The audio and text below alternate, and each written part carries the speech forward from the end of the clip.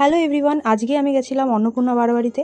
আর এবছর কিন্তু অন্নপূর্ণা বারবাড়ির বিশেষ আকর্ষণ হচ্ছে দুধসাগর জলপ্রপাত। তো চলো কতদূর কি রেডি হয়েছে সেটা আমি তোমাদের দেখাই। আর প্রথমে কিন্তু আমি তোমাদের জলপ্রপাতটা দেখাচ্ছি, তো দেখো।